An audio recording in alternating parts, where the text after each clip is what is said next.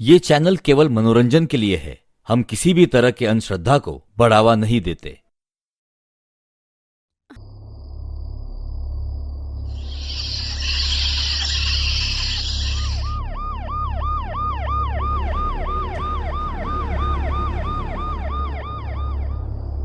लाश आई नहीं अभी तक, बस आते ही होंगे।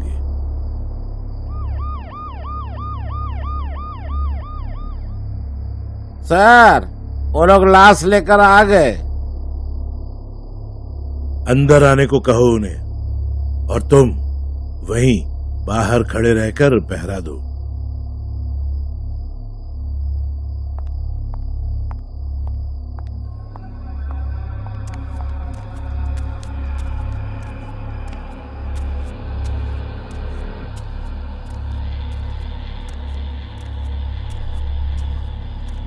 आ गए फाइनली। रख दो बॉडी को टेबल पर।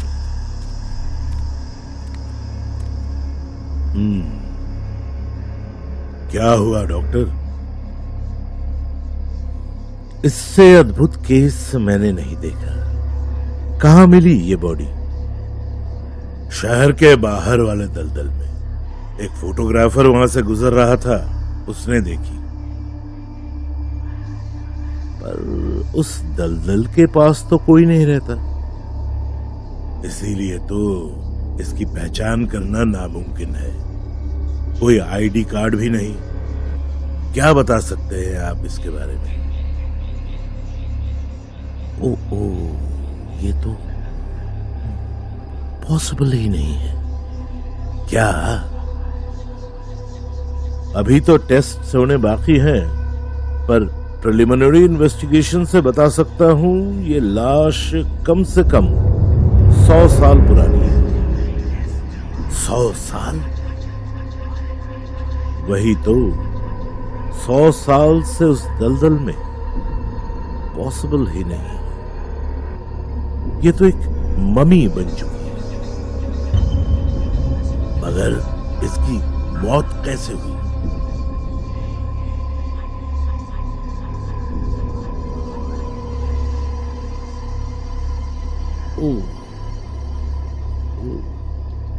ये तो और भी अचंभे वाली बात है। देखो देखो, ये निशान इसके पीठ पर। किसी बहुत बड़े जानवर ने इसे मारा है, जैसे शेर या बाघ। पर इस दलदल में तो ऐसा कोई बड़ा जानवर नहीं है। नहीं नहीं नहीं, उससे भी बड़ा।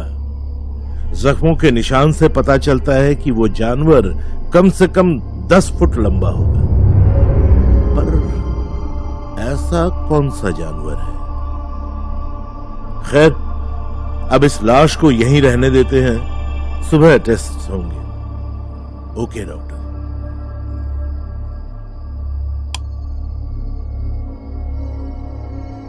तुम्हारी ड्यूटी यही आज रात। सुबह डॉक्टर वापस आएंगे। देखना कि कुछ डिस्टर्ब ना हो। जी जी जी जी सर, जी सर।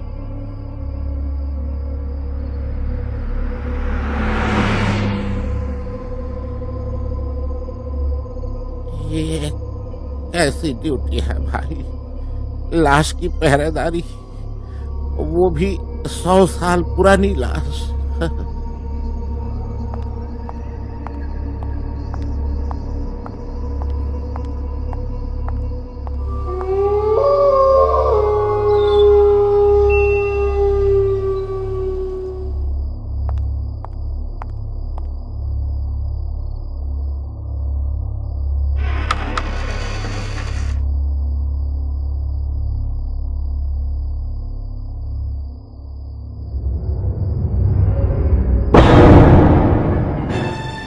क्या था? मैंने लाश को हिलते हुए देखा।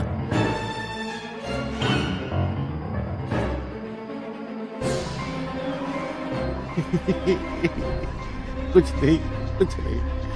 लाश भी कभी हिल सकता है क्या?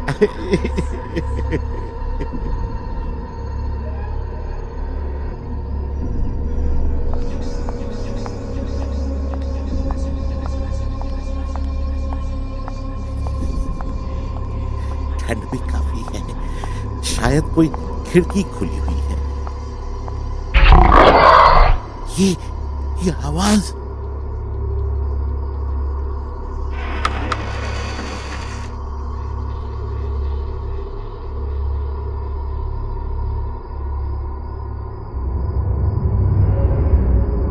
शायद इस ठंड में मेरी ही हड्डियां कांप रही है।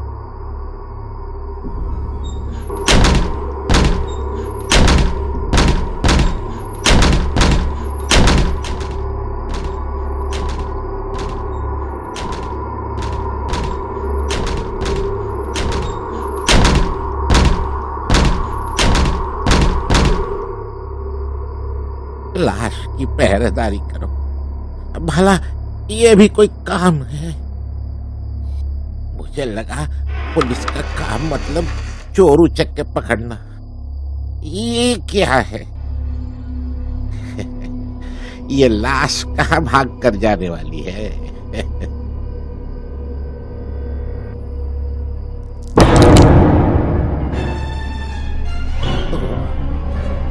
कौन हो तुम यार?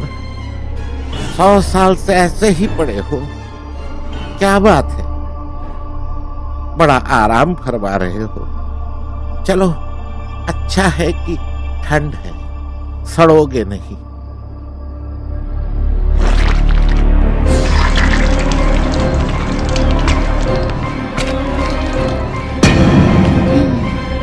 ये क्या था?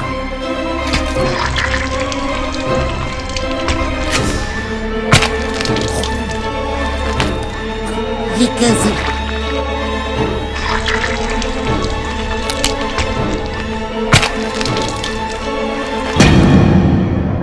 माय गॉड, ये कैसे?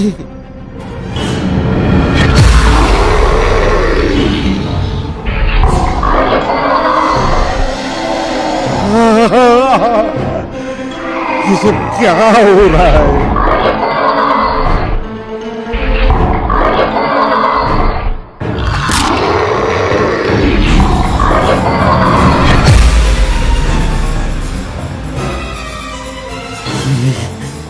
ये कैसे? बॉडी बॉडी बॉडी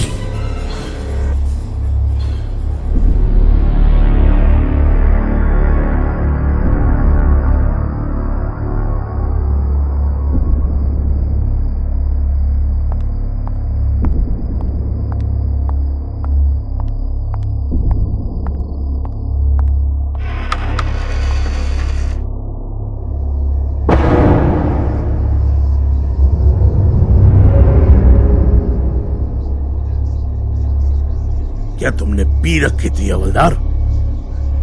नहीं सर, नहीं। तो ये क्या बकवास है? शैतान आकर बॉडी उठाकर ले गया? उसका कसूर नहीं है इंस्पेक्टर।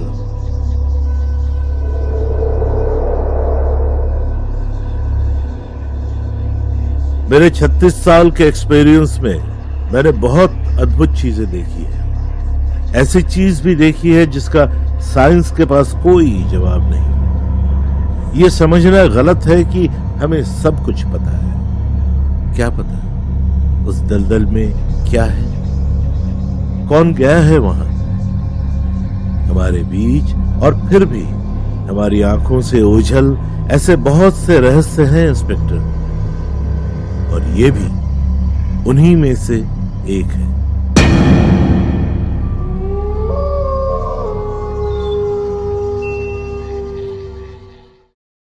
आज तक उस दलदल की सच्चाई किसी को पता नहीं चल पाई थी। जिस दिन से शैतान वाली घटना हुई, उस दिन से डॉक्टर, इंस्पेक्टर और हवलदार तीनों बहुत सतर्क हो गए थे। डॉक्टर मुर्दा घर के अंदर आए तभी उन्हें एम्बुलेंस की आवाज आने लगी। डॉक्टर समझ गए कि जरूर कोई नई लाश आई होगी। डॉक्टर ने अपने सारे सामान तैयार कर दिए।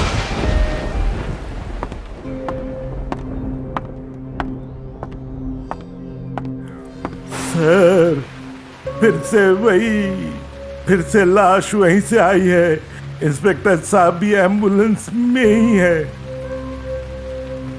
कहां से? वही शहर के बाहर वाली दलदल से। क्या एक और लाश वहीं से? हाँ सर, मैं तो बहुत ही डर गया हूं, फिर वही शैतान ना आ जाए।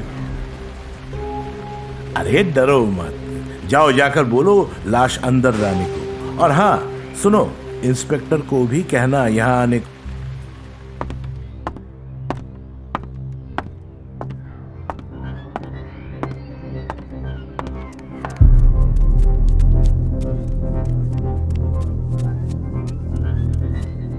ये लाश कैसे मिली? देखिए, एक इंसान ने मुझे कॉल करके कहा कि उसकी कार दलदल में फंस गई है। रात का वक्त होने के कारण उसे दलदल दिखी नहीं। हमने उसकी दलदल से निकालने में मदद की और तभी हमें ये लाश मिली। अच्छा, अभी हाल ही में हमें एक और लाश मिली थी जो उसी दलदल से निकली थी। अब देखो, ये भी वहीं से मिली। रुको, अभी देखता हूं इसे। अरे ये क्या? ये तो बिल्कुल वैसे ही निशान है जैसा निशान हमने उस डेड बॉडी में देखा था। क्या डॉक्टर, तब तो जरूर कोई बात है जो हम नहीं जान पा रहे। हो सकता है, ऐसा भी हो सकता है, क्योंकि लगातार दो लाश उसी दलदल से मिलना कोई इत्तेफाक नहीं हो सकता। यस यस डॉक्टर, और वो भी एक जैसा ही निशान। एक रात इंस्पेक्टर की गाड़ी वहीं दलदल के पास खराब हो गई। ओह शिट यार, इसे भी यही खराब होना था। मैकेनिक को बुलाना पड़ेगा। बात करते करते इंस्पेक्टर की नजर दलदल वाली जगह पर पड़ी। इंस्पेक्टर के होश उड़ गए, क्योंकि वहां कोई दलदल ही नहीं था। ये कैसे हो सकता है? यहां तो कोई दलदल ही नहीं। ये दलदल तो बहुत समय से यहीं थी और यहीं आकर तो मैं लाशों को लेकर जाया करता था।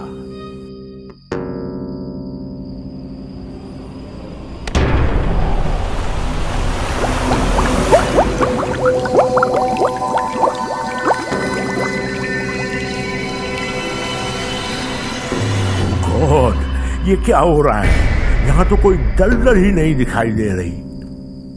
ये तो एक आम रास्ता सा लग रहा है, फिर वो पत्थर धंसता क्यों चला गया?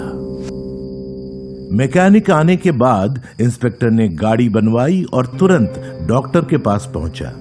इंस्पेक्टर ने सारी बातें डॉक्टर को बताई। जिस लाश को तुम दलदल से लेकर आए थे, वो लाश भी गायब है। हो सकता है वापस से वही शैतान लाश उठाकर ले गया होगा। इंस्पेक्टर पूरी बात पता करना चाहता था। वो हर रोज वहीं दलदल वाली जगह पर जाने लगा और छानबीन करने लगा।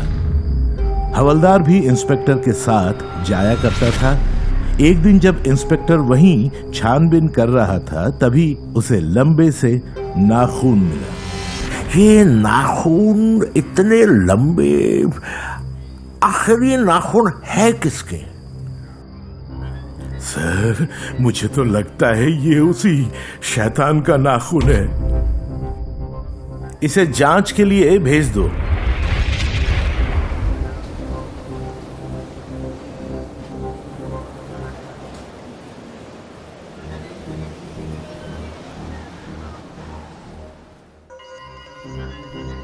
बाबा जी, आप यहां मत रहिए, यहां बहुत खतरा है। मुझे किस बात का खतरा?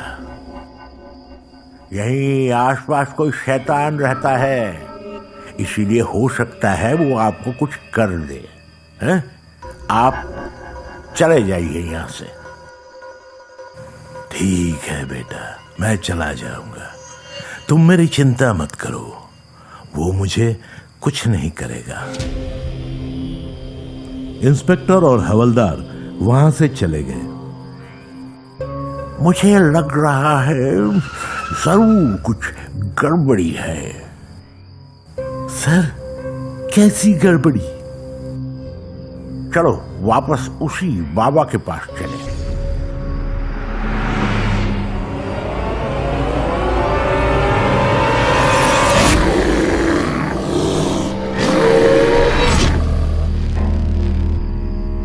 इंस्पेक्टर को जिस बात का शक था वही हो रहा था। उस शैतान को आप कैसे जानते हैं? वो आपसे मिलने क्यों आया था? बेटा, वो खतरनाक है। उसने मुझे मारने की धमकी दी, जिसके कारण मैं उसकी मदद कर रहा था। किसकी मदद? वो मुझे जो कहता था मैं वो करता था। मैं लोगों का शिकार करने में उसकी मदद करता था। उस दलदल के बारे में आपको कुछ पता है? हाँ बेटा, वो कोई दलदल नहीं, बल्कि वो सिर्फ एक ढोंग है, लोगों को फंसाने का। उसी शैतान की चाल है वो। जब भी उसे किसी का शिकार करना होता है, तभी वो दलदल बना दिया करता है, और जैसे ही लोग उसमें फंसते हैं, वो उनको अपना शिकार बना लिया करता है। अभी कुछ दिन पहले भी एक कार उसी दलदल में फंसी थी। शैतान ने ठीक उसी समय एक इंसान का शिकार किया था, इसलिए उसने दूसरा शिकार नहीं किया, और तब तुम लोग आ गए थे और उसकी मदद किए थे दलदल से निकालने में। नहीं तो वो भी उस शैतान का शिकार बन ही जाता।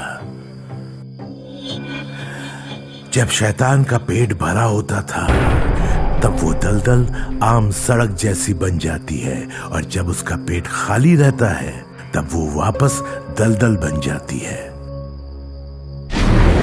शिकार करने के बाद वो लाश को उसी दलदल में छोड़ दिया करता है, इसलिए तुम लोगों को वहां से लाशें मिलती है। और जब उसे पता चला कि उसने जो लाश रखी थी वो वहां नहीं है, तब वो मेरे पास आया था, ये जानने की उसकी लाश कहां गई। मैंने ही उसे बताया था कि तुम लोग उस लाश को अपने साथ ले गए हो। ये सुनकर वो अपनी लाश लेने तुम लोगों के पास आया था।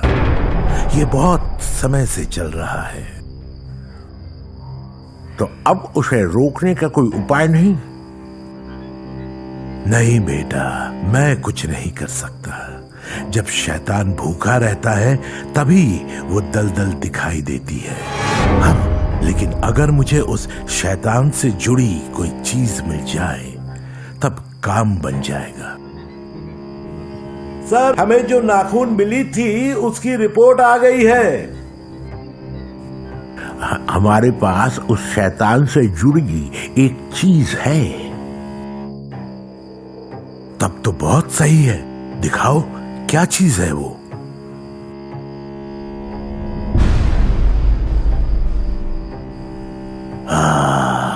अब जरूर वो शैतान हमारी चाल में फंस जाएगा। कैसे? चलो चलो मेरे साथ, मैं बताता हूं। दरअसल बाबा ने जैसे ही उस नाखून को देखा, उन्होंने योजना बना ली कि अब करना क्या होगा। उन्होंने सबसे पहले उस नाखून को एक काली बिल्ली के गर्दन में लटका दिया।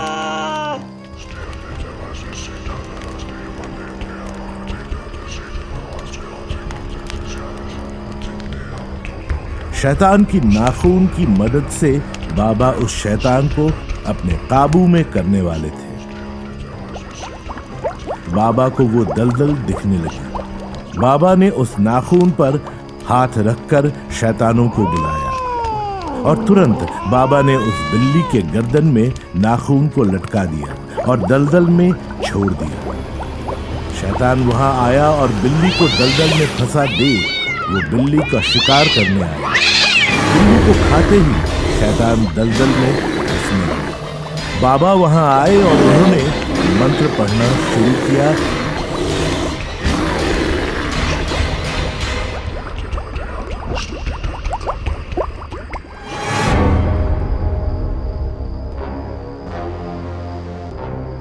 अब शैतान और उस दलदल का किस्सा हमेशा के लिए खत्म हो चुका था।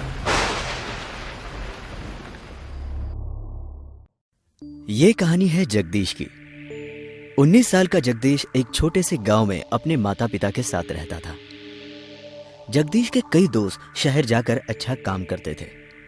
उनमें से एक दोस्त ने जगदीश को सलाह दी कि वो भी उसके साथ शहर में जाकर काम ढूंढे। जगदीश के दोस्त ने बताया कि शहर में गांव की मजदूरी से भी ज्यादा पैसे मिलते हैं। जगदीश को अपने दोस्त की बात सही लगी और वो उसके साथ शहर चला गया। जगदीश के दोस्त ने उसे एक जगह वॉचमैन की नौकरी दिलाई और ये जगह थी मुर्दा घर, वो भी नाइट शिफ्ट। जगदीश को इस बात से ज्यादा फर्क नहीं पड़ रहा था क्योंकि यहां पर उसे अच्छी खासी तनख्वाह मिल रही थी। जगदीश जानता था कि उसे कहीं और रात के 10 घंटे ड्यूटी करके इतनी अच्छी तनख्वाह नहीं मिलेगी। जगदीश का काम का पहला दिन था। जगदीश की ड्यूटी रात के 9 बजे से लेकर सुबह 7 बजे तक की थी। जगदीश ठीक 10 मिनट पहले वहां पहुंचा और वहां के मॉर्निंग शिफ्ट वाले वॉचमैन चाचा से मिला। उन्होंने जगदीश को देखते ही कहा, तो तुम आ गए नए वॉचमैन? तुम्हारी उम्र तो बहुत कम लगती है। कितने साल के हो तुम? चाचा जी, मैं 18 साल का हूँ। घर की हालत ठीक नहीं है, इसीलिए गांव से शहर पैसे कमाने के लिए आया हूँ। अच्छी बात है, पर तुम यहाँ नए हो इसलिए एक चेतावनी देना चाहूंगा। तुम्हारी ड्यूटी मुर्दा घर के बाहर है, इसीलिए सिर्फ बाहर ही ध्यान देना। अंदर क्या होता है क्या नहीं होता, कैसी आवाजें आती है, ये देखना तुम्हारा काम नहीं है। ये सब देखने के लिए अंदर बहुत सारे लोग हैं। चाहे कुछ भी हो जाए, अंदर जाने की जरूरत नहीं है, खासकर रात के 12 बजे के बाद। जगदीश को उनकी बातें थोड़ी अजीब जरूर लगी, लेकिन जगदीश को यह पता था कि मुर्दा घर को लेकर लोग अंधविश्वास पालते हैं। इसलिए जगदीश हाँ में सिर हिलाकर अपनी यूनिफॉर्म पहन के चला। रात के 10 बज रहे थे। मुर्दा घर में काम करने वाले सारे कंपाउंडर और डॉक्टर्स घर जा चुके थे। तभी उसने अंदर से एक अजीब सी आवाज सुनी, मानो अंदर कोई लॉकर के लोहे के दरवाजे पे कुछ पटक रहा हो। जगदीश ने अपनी वॉचमैन वाली छड़ी उठाई और सीधा अंदर भागा। अंदर जाते ही जगदीश ने सारी लाइटें जलाई और उसने अपने सामने जो देखा तो वो डर गया। अंदर बड़े बड़े बैग्स में कई सारी लाशें थी और उनमें से एक लाश सबसे ज्यादा घिनौनी थी। उसे देखकर जगदीश को उल्टी आने लगी। वो सीधा मुर्दा घर से बाहर भागा। जगदीश को अब एहसास हुआ आखिर क्यों उसे अंदर जाने से मना किया गया था।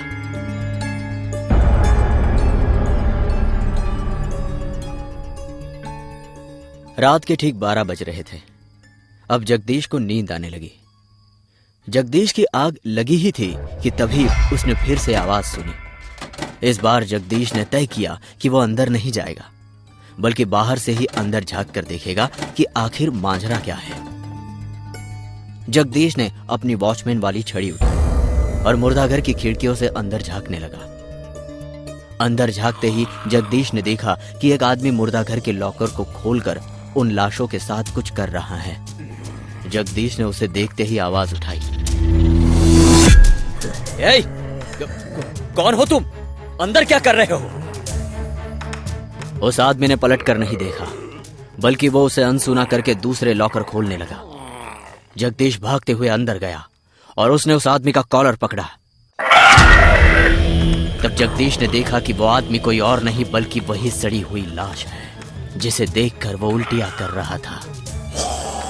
जगदीश डर के मारे जोर से चिल्लाया। वो आदमी अजीब तरह से हंसते हुए उसकी तरफ बढ़ने लगा।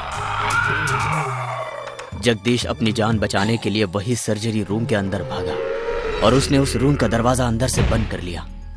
जगदीश ने कांपते हुए अपनी जेब से अपना फोन निकाला और उसके दोस्त को फोन किया।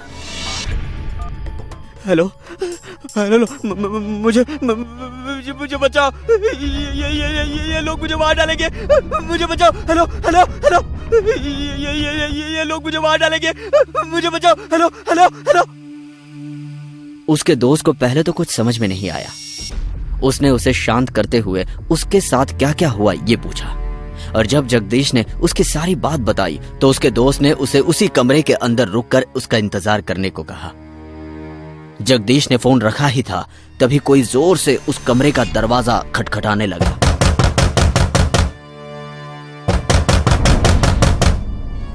जगदीश ने यह आवाज अनसुनी कर दी और उसने अपने कान बंद कर लिए, लेकिन फिर जगदीश धीरे से पीछे मुड़ा और उसके पीछे वही डरावना आदमी बैठा हुआ था। तुम्हें क्या लगता है मैं यहाँ नहीं आ सकता हैं?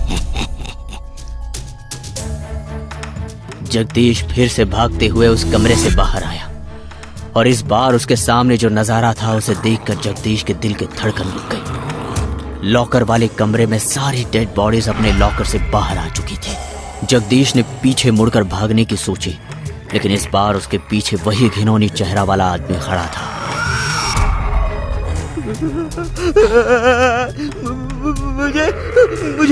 मुझे जाने दो, यहाँ से, मुझे यहाँ से जाने दो, बचाओ। उन सब ने उसे चारों ओर से घेर लिया और जानवरों की तरह उस पर टूट पड़े।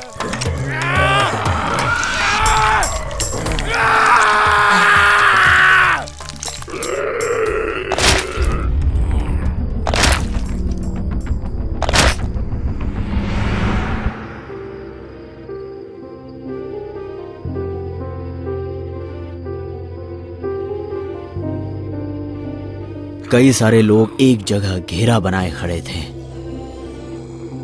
थोड़ी देर बाद जगदीश का दोस्त हांफते हुए वहां पहुंचा तो उसने देखा। सुनिए सुनिए, क्या आपने मेरे दोस्त को देखा क्या? वो यही नाइट वॉचमैन का काम करता है। और वो सब लोग उसकी तरफ मुड़े और वो चिल्लाया क्योंकि वो सब की सब लाशें थी। उसका दोस्त वही नीचे जमीन पर पड़ा था और अब शायद उसकी बारी थी।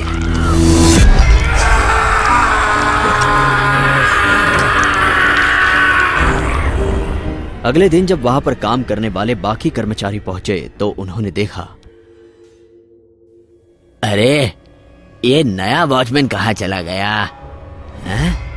और ये क्या, ये सारे लॉकर्स किसने खुले छोड़ दिए? वो एक के बाद एक सारे लॉकर्स बंद कर रहा था। तभी उसने एक लॉकर्स के अंदर दो नई लाशें देखी। एक लाश थी जगदीश की और दूसरी लाश थी उसके दोस्त की, जो कई हिस्सों में कटी हुई थी। अरे अरे साहब, ये वॉचमैन तो मर गया।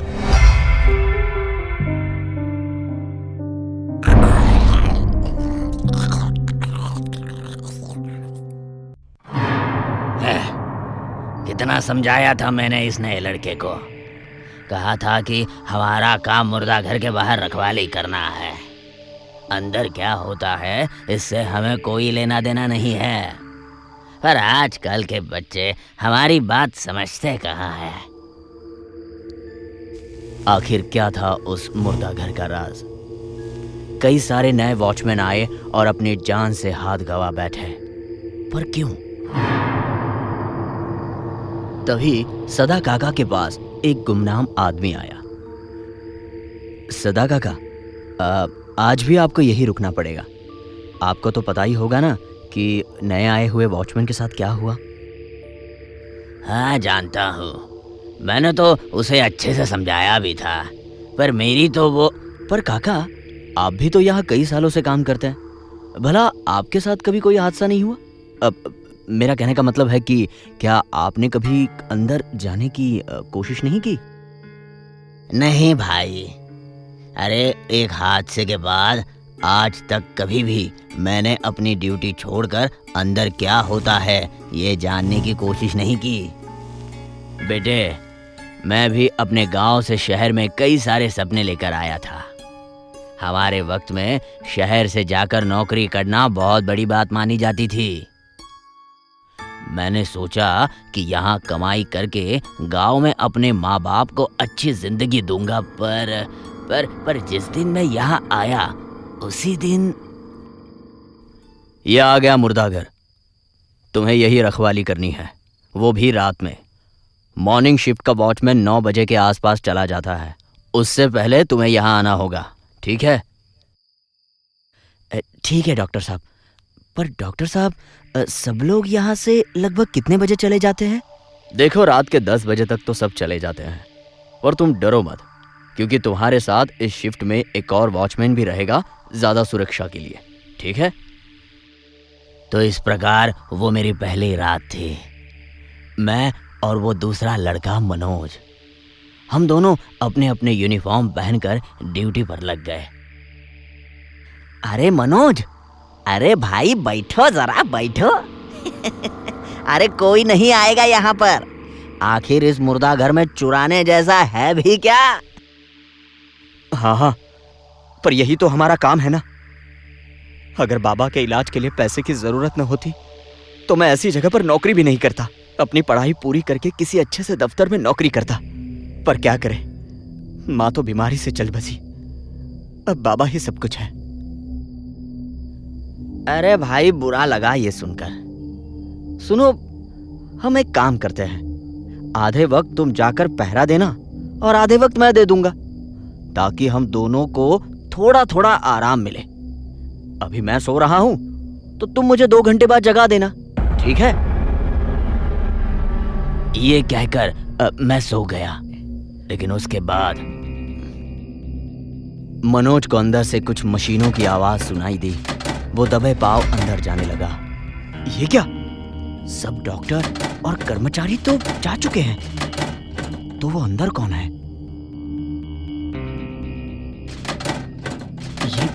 ये आवाज तो सर्जरी रूम से आ रही है, मुझे जाकर देखना चाहिए। उसने अंदर देखा तो डॉक्टर एक पेशेंट का ऑपरेशन कर रहे थे। तुम अंदर किससे पूछ कर आए? चले जाओ यहां से, बाहर जाओ, यहां पोस्टमार्टम चल रहा है। माफ करो, मैं जाता हूं। भला इस वक्त ये किसका पोस्टमार्टम कर रहे होंगे? ये आदमी रात के 1 बजे यहां क्यों आया? और डॉक्टर साहब इसे अंदर क्यों ले गए? मनोज के बाहर जाते ही एक बड़ी गाड़ी मुर्दाघर के बाहर आकर रुकी। तभी डॉक्टर भी वहां आ गया। उस गाड़ी से एक अमीर आदमी बाहर आया और डॉक्टर उसे अंदर लेकर चले गए। सदा उठो। क्या हुआ? तुम इतने डरे क्यों हो? सुनो, मेरी बात ध्यान से सुनो। जब तुम सोए थे तब मैंने कुछ आवाज सुनी। मैं अंदर गया तो देखा कि अंदर डॉक्टर वहां किसी का ऑपरेशन कर रहे थे। उसके बाद वहां एक बड़ी सी गाड़ी में एक आदमी आया। डॉक्टर साहब उसे अंदर ले गए। मुझे ये बात बड़ी अजीब लगी तो मैंने खिड़की से झांक कर देखा। मैंने उनकी बातें भी सुनी। तब मैंने सुना कि वो आदमी पास ही के बड़े हॉस्पिटल रॉयल्स का मालिक है। ये लोग यहाँ आने वाले कई मरीजों को बड़ी बड़ी बीमारियों के नाम बताकर उन्हें ऑपरेशन करने को बोलते हैं। फिर ये उन्हें वही अस्पताल में बेहोश करके वहां लाकर उनका ऑपरेशन करके उनकी किडनी, हार्ट और बाकी सारे अंग निकाल देते हैं। क्या कह रहे हो? हाँ, अगर पेशेंट बच जाए तो ठीक है, वरना ऑपरेशन के दौरान मौत हुई कह देते। हमें ये सब पुलिस को बताना होगा। न जाने इन लोगों ने ऐसी कितनी जानें ली होगी। अरे रुको, ये क्या कर रहे हो तुम? मनोज, इतनी जल्दबाजी मत करो। जरा सोचो, ये कितने बड़े लोग हैं। आज भले ही हम पुलिस को सब कुछ सच बता दें, मगर ये लोग ज्यादा दिन अंदर नहीं रहेंगे। ये 2-3 दिन में छूट जाएंगे। हम गरीब लोग हैं। एक तो ये नौकरी कितनी मुश्किल से मिली है, ऊपर से इन बड़े लोगों से पंगा लिया तो तो ये लोग हमें छोड़ेंगे नहीं। मैंने मनोज को चुप रहने के लिए कहा ताकि मुझे ये नौकरी गंवानी न पड़े। वो मेरी बात मानकर रुक गया, पर उस वक्त मुझे ये नहीं पता था कि मैं अपनी जिंदगी की सबसे बड़ी भूल कर रहा था। अगली रात मैं हमेशा की तरह वक्त पर अपनी ड्यूटी करने लगा। अरे ये क्या, ये मनोज अब तक क्यों नहीं आया? हर रोज तो ये मुझसे पहले ही आ जाता है। मैंने रात भर मनोज का इंतजार किया, पर मनोज आया ही नहीं। और उसके अगली रात, अरे डॉक्टर साहब सुनो ना, ये मनोज कहाँ गया? कल रात भी नहीं आया और आज भी नहीं आया है।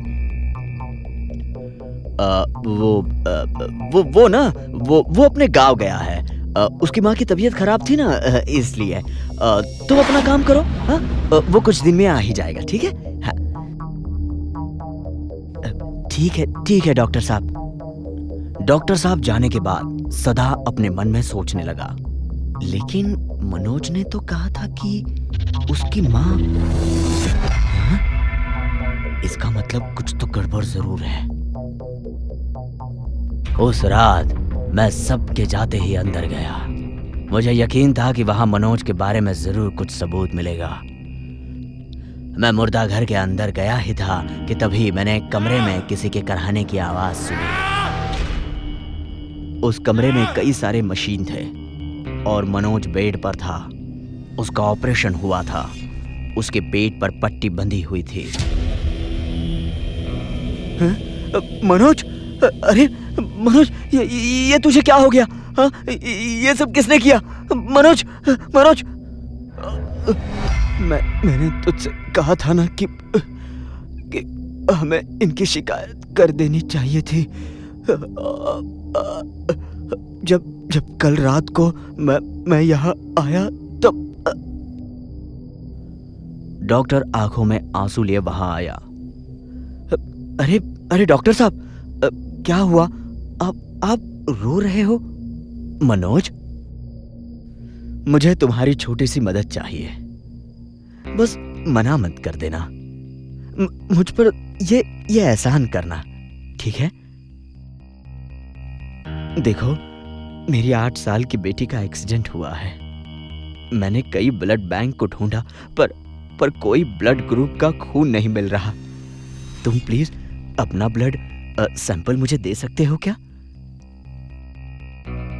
अगर तुम्हारा ब्लड ग्रुप उससे मैच हुआ तो मेरी बेटी की जान बच जाएगी। प्लीज मनोज, ना मत कह देना।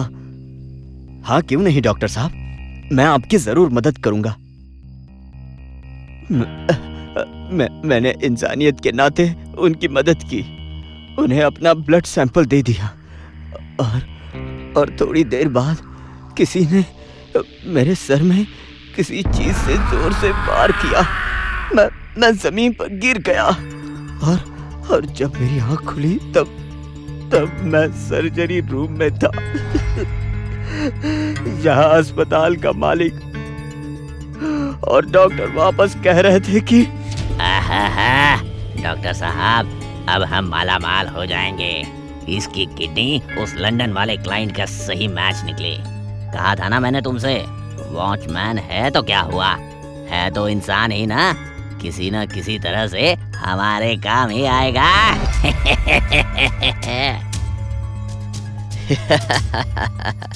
बिल्कुल सही कहा माथुर साहब आपने, लेकिन अब इसका क्या करें? इसे तो होश आ रहा है। अरे एक काम करो, इसे और इंजेक्शन लगवाओ और ये किसी हालत में यहाँ से जाने ना पाए, वरना ये हमारी पोल खोल देगा। इसे कल एक और ऑपरेशन के लिए तैयार करो। हम इसकी दूसरी किडनी भी निकाल देंगे, दुगना मुनाफा। सदा, मुझे बहुत दर्द हो रहा है। मनोज सदा का हाथ पकड़कर कहने लगा, हाँ मैं कुछ करता हूँ, तुम चिंता मत करो। मैंने यहाँ ईमानदारी से नौकरी की, पर उसके बदले मुझे सजा मिली। मैं बद्दुआ देता हूँ इस मुर्दा घर को। यहाँ जैसे हर रात जिंदा लोगों को मुर्दा बनाया जाता है, वैसे ही यहाँ आने वाली हर लाश रात में जिंदा हो जाएगी और यहाँ आने वाले किसी इंसान को जिंदा नहीं छोड़ेगी, फिर वो चाहे कोई भी हो। उस दिन अगर तुमने मेरी बात मानी होती तो ये नहीं होता सदा, ये नहीं होता। मनोज रोते रोते वही अपना दम तोड़ देता है। मनोज, मनोज, मेरे दोस्त, मुझे माफ कर दे मनोज, मुझे माफ कर दे। काश मैंने उस रात तेरी बात सुनी होती तो। मुझे माफ कर दे मनोज। तभी वहां के लॉकरों से आवाज आने लगी। सदा उस कमरे से बाहर आया तो उसने उन्हीं जिंदा लाशों को देखा और वो डर के मारे वहां से बाहर भाग गया। तभी डॉक्टर वहां पर आया। अरे तुम अंदर क्यों गए थे? मैंने कहा था ना तुमसे, तुम्हारा काम सिर्फ पहरा देना है। अंदर क्या होता है तुमसे कोई लेना देना नहीं है, कहा था ना मैंने। सही कहा था आपने, उससे मेरा कोई लेना देना नहीं। आप जाइए ना अंदर, आप जाइए, मुझे माफ कर दीजिए। फिर डॉक्टर और माथुर अंदर गए और सदा ने उनकी चीखें सुनी और वह अजीब तरह से मुस्कुराने लगा। अगली सुबह पुलिस ऑफिसर सदा से इंक्वायरी कर रहा था। तो तुमने कुछ नहीं देखा? नहीं साहब, मैंने तो कुछ नहीं देखा और ना ही कुछ सुना। यह कैसे मुमकिन है? अंदर 2 खून हो गए और तुम्हें कुछ पता नहीं? सर, मैं यहाँ का वॉचमैन हूँ, मेरा काम सिर्फ पहरा देना है। अंदर क्या होता है इससे मेरा कोई लेना देना नहीं है। क्या सच में सिर्फ आपके दोस्त की बद्दुआ से ये सब हो रहा है? और आपको इतना सब पता है तो आप आज भी यहाँ पर अकेले नौकरी क्यों कर रहे हैं? अकेला? मैं अकेला थोड़ी हूँ, मेरा दोस्त मनोज है ना मेरे साथ पहरा देने के लिए। और जब तक मैं यहाँ हूँ तुम्हें कभी अकेला होने भी नहीं दूंगा और ना ही बाकी दोस्तों को भी।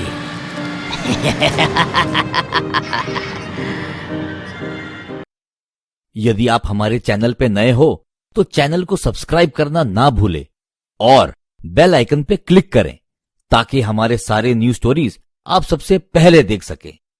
अगर आपको ये स्टोरी अच्छी लगी हो तो लाइक करें और हमें कमेंट करके ये बताएं कौन सा पार्ट आपको बहुत पसंद आया और अपने दोस्तों के साथ शेयर करना ना भूलें। आप हमें फेसबुक और इंस्टाग्राम पेज पर भी फॉलो कर सकते हैं @SkullTales।